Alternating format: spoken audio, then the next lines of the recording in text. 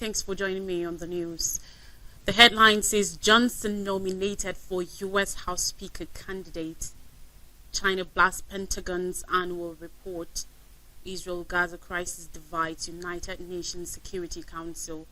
Gaza's kidney patients face dialysis crisis. And China sacks Defense Minister Li Shangfu. Republicans in the United States have nominated Mike Johnson as the next Speaker of the House of Representatives, hours after their previous choice withdrew amid party infighting that has paralyzed political decision-making in the country for over 3 weeks. Johnson, who is from the southern states of Louisiana, is the fourth Republican to win the party's nomination for the Speaker's chair, which has been empty since the far-right faction of the party rebels ousted Kevin McCarthy on October 3rd. The hysteria has left U.S. lawmakers unable to respond to the wars in the Middle East and Ukraine or take measures to head off a looming government shutdown on November 18th. Johnson secured the nomination hours after Tom Emmer, the third most senior Republican in the House, withdrew because of opposition from party hardliners. It was not clear whether Johnson, a constitutional lawyer who has billed himself as a bridge builder, will be able to overcome those divisions. Nominees need to secure 217 votes to become Speaker. The high bring and the Republican Party's slim 221 to 212 majority over the Democrats means that candidates cannot afford to lose votes. It is rare in U.S. politics for an opposition party to vote for the rival party's nominee for Speaker. Johnson won a majority during private balloting with an expected House floor vote on Wednesday. Republican Representative Kevin Hern, who withdrew his own bid to support Johnson, said he knows everybody very well, does a great job with bringing people to the floor, talking about our policies, and that's what we need right now. Since McCarthy's departure, some 14 Republicans have put their names forward for Speaker. Emmer dropped his bid after ex-President Donald Trump urged Republicans to oppose him. Unlike several of his party colleagues, Emmer voted to certify Democratic President Joe Biden's 2020 victory over Trump following the January 6, 2021 attack on the Capitol by Trump supporters. Trump, who is running for president again in 2024, previously backed Jim Jordan for Speaker, but Republicans abandoned that effort last week after Jordan lost 3 floor votes. Before that, it was Steve Scalise. The number 2 House Republican Steve Scalise dropped out when he was unable to line up sufficient votes to win the job. Democrats have said they are open to a compromise candidate who will permit the chamber to function. Numerous Republicans have said on principle that they will not back somebody who had support from the opposition party. We must pursue a bipartisan path forward and reopen the House, top House Democrat Hakeem Jeffries said. The uncertainty has also aided to push up the U.S. government's borrowing costs. The government posted a record $1.7 trillion deficit for the most recent fiscal year, in part due to higher interest payments. China's Ministry of Defense has condemned a report from the Pentagon in the United States detailing China's increasing military prowess and nuclear arsenal in the newest burp between the two superpowers. We express our strong dissatisfaction and resolute opposition to this report, Defense Ministry spokesperson Wu Qian said in a statement describing the report as inflated hype about a non-existent Chinese military threat. Wu defended China's developing military strength as required for safeguarding its national interest and as a deterrent to future war. China is in the midst of 2 major campaigns to turn its People's Liberation Army PLA into a world-class military by 2027 and achieve national rejuvenation by 2049. A vital element of national rejuvenation includes annexing Taiwan, the democratically ruled island Beijing claims as part of its territory, while Taiwan's military is a fraction of the size of the PLA. Its long-standing security treaty with Washington means it could have the might of the U.S. military standing behind it in a future war. In a display of its military power, China fired missiles over Taiwan in July 2022 and conducted many days of naval drills in the Taiwan Strait to protest against a visit by then U.S. House of Representatives Speaker Nancy Pelosi to Taipei. The PLA staged similar exercises to mark an unofficial visit by Taiwanese President Tsai Ing-wen to the United States. According to the Pentagon, while the PLA can already claim the world's largest navy, its military might continue to grow in other areas. Its nuclear arsenal now includes over 500 warheads with the potential to reach more than 1,000 by 2024, according to report. The Pentagon said China may also be considering how to build conventionally armed intercontinental range missile system capable of striking the U.S. The U.S. and its allies are also worried with China's desire to build more overseas naval bases, not unlike the U.S. Beijing presently has a single base in the East African nation of Djibouti. Now to Israel-Palestine conflict. The United Nations Security Council has held its first open debate on Israel-Gaza war, with most members calling for an instant ceasefire to let humanitarian support to reach Palestinians under persistent Israeli bombardment in the region. The 15-member council, where the 5 permanent members, including the United States and Russia, have a veto, has so far failed to deliver a resolution that will stop the violence. The U.S., Israel's firmest ally, last week vetoed a resolution backed by 12 other members of the Council, which would have called for a halt in fighting because it did not do sufficient to stress Israel's right to self-defense. An earlier Russian drafted resolution was also rejected. Closely 90 countries were on the speaker's list for Tuesday's debate, including about 30 foreign ministers and deputy ministers, with several echoing calls for a ceasefire and opposed attacks on Palestinian civilians amidst widespread destruction in Gaza and the mounting death toll. Egypt's Foreign Minister Sami Shokri said, "We followed with regret the inability of this council twice to adopt a resolution or even to call for a ceasefire to end this war." Speaking on behalf of the 22-member Arab group at the United Nations, Jordan's Foreign Minister Ayman Safadi accused Israel of razing Gaza to the ground and lamented the Security Council's failure to call an immediate ceasefire. He urged diplomats to adopt a resolution to stop the war, condemn the killing of civilians on both sides, and prevent the starvation as well as collective punishment of the Palestinians. However, Washington has said it favors a humanitarian halt, which is considered less official and shorter than a ceasefire. Antony Blinken, U.S. Secretary of State, asked the Council to back a fresh U.S. resolution that incorporates substantive feedback. The draft, according to reports, will defend the inherent right of all states to self-defense while calling for compliance with international law. It will back humanitarian pauses to let in aid but not a full ceasefire. The U.S. top diplomat also stressed the need to protect Palestinian civilians.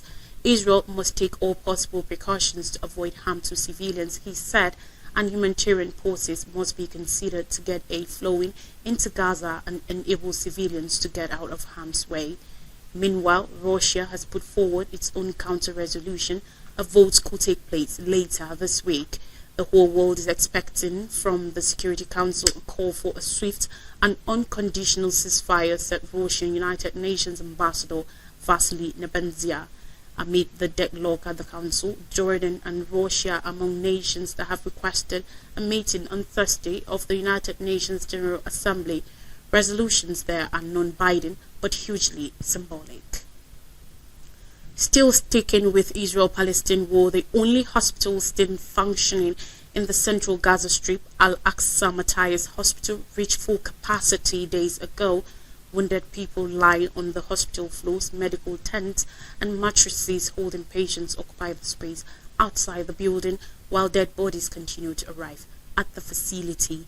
Thousands of displaced Palestinians have taken refuge here, squeezing themselves in corridors and waiting rooms. Meanwhile, numerous patients with chronic diseases who were being treated at hospitals in the north of the besieged enclave are now at Al-Aqsa Matthias, having fled their homes after evacuation orders from the Israeli military. Dialysis treatment is a matter of life and death for kidney patients. Before the newest Israeli offensive erupted on October 7th, the hospital had 143 patients requiring dialysis. Now the number of patients has more than doubled to about 300, including 11 children who all have just 24 dialysis machines between them. The facility is overwhelmed. We have resorted to rationing of all resources and medical supplies, Iyad Isa Abu Zahar, the hospital's Director General, said, according to report. A kidney dialysis patient now undergoes treatment once or twice a week for an hour or two, but before they used to come in 3 times in a week. Gaza's health ministry had cautioned that the lives of 1,100 kidney failure patients, including 38 children, were at risk due to a lack of fuel and an acute shortage of the vital medical supplies needed for dialysis even before the war. Allah Halis, the director of the hospital pharmacy department at Gaza's Ministry of Health, last month said the territory's hospitals provided 13,000 dialysis sessions every month. This requires over 13,000 filters, 13,000 blood collection tubes, and 26,000 blood cannulas per month. But since Israel and Egypt control the territory's border crossings, even before the war, patients were often left to wonder whether there will be enough supplies to treat them. The Gaza Strip has been under an Israeli blockade for 16 years, with the movement of goods severely curtailed by Israel and Egypt. The blockade has only tightened since October 7th, following an attack by the armed wing of the Palestinian group Hamas in southern Israel. So far, only several dozen aid trucks have been allowed in, a drop in the ocean in terms of the aid needed. Before the war, some 450 trucks entered daily with supplies. Away from Israel and Gaza war, now China. On Tuesday, China's Defense Minister Li Shangfu was fired 2 months after he disappeared from public view, becoming the second high-profile minister to lose his job recently without any formal explanation. Li was also removed from his state positions as a member of the Central Military Commission, a powerful body headed by Chinese leader Xi Jinping, who ultimately commands the armed forces, and as one of the China's 5 station councillors, a senior position in the cabinet that outranks a regular minister, reports said on Tuesday. The decision was approved by the Standing Committee of the country's robust dam legislature, the National People's Congress. According to report, the committee did not name any successor to Li. Li, who was appointed defense minister in March, has not been seen in public since late August, triggering intense speculation about his fate. The general's disappearance follows a series of unexplained personnel shakeups that have roiled the country's upper ranks, including the dramatic ousting of former Foreign Minister Qin Gang in July. Queen was also removed as a state councillor on Tuesday, reports said.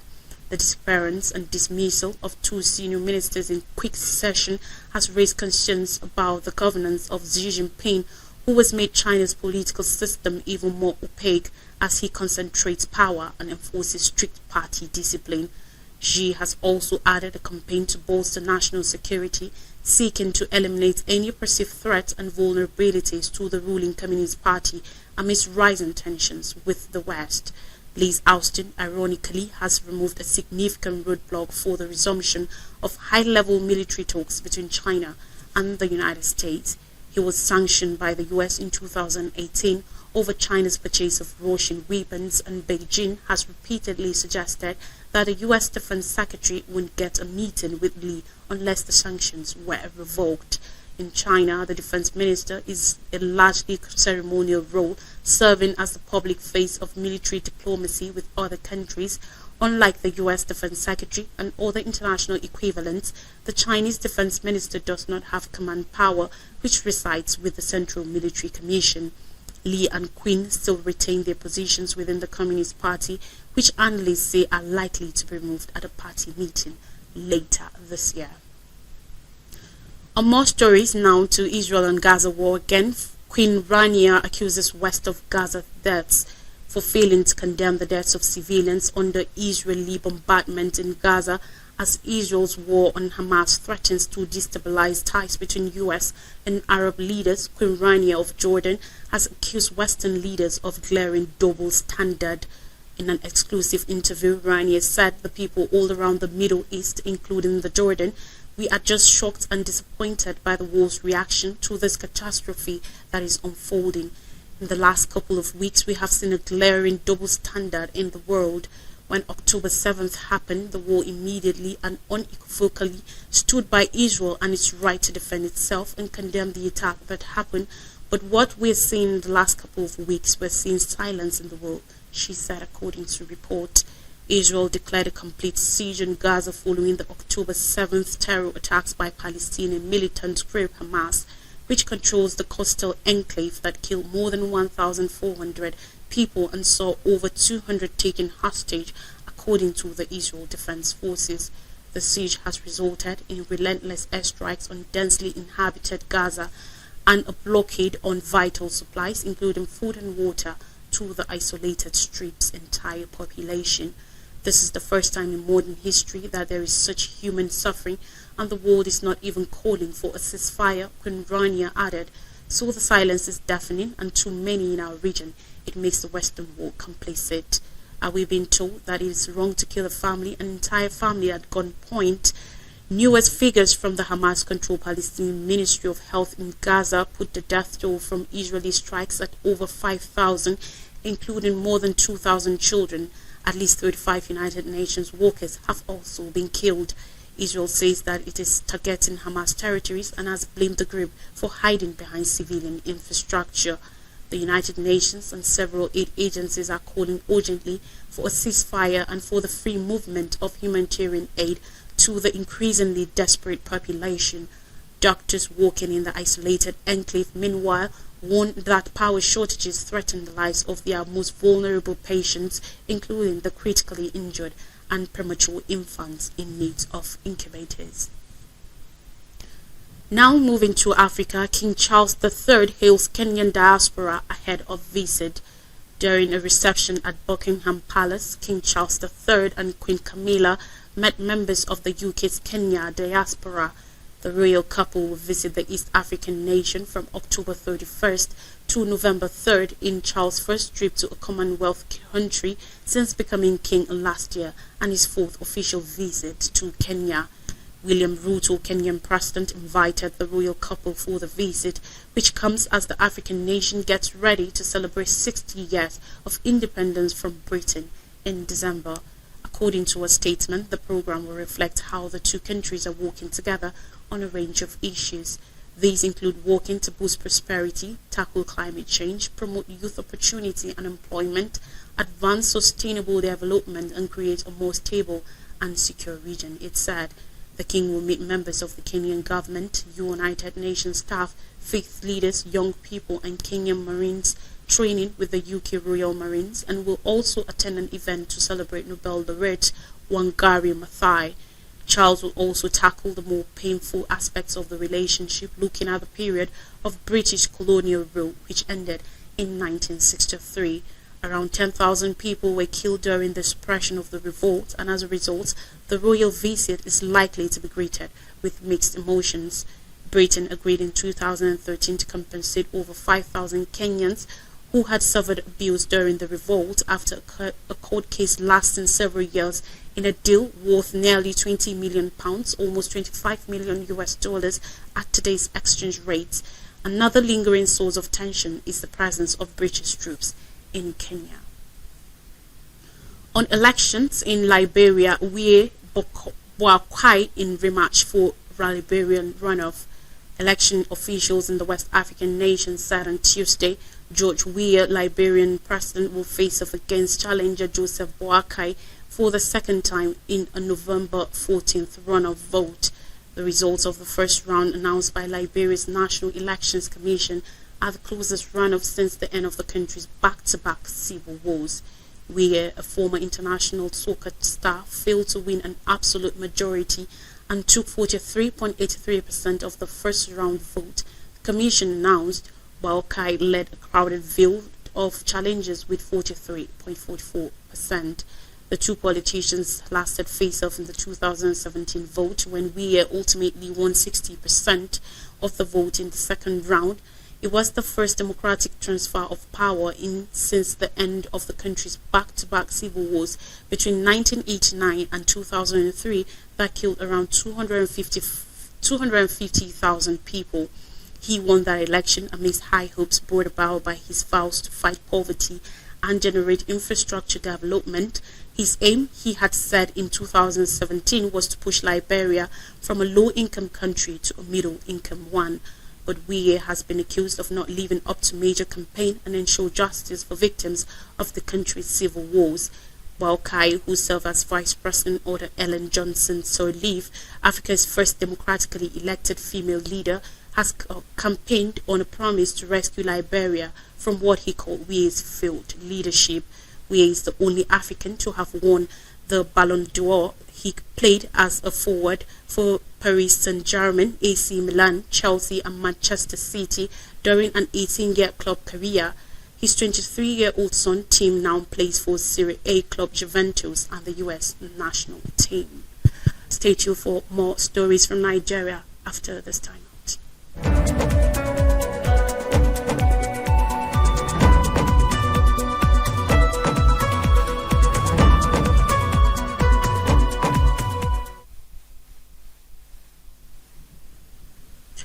Welcome back. Let's continue on the stories. Tinubu gets tax reform committee's speedy report.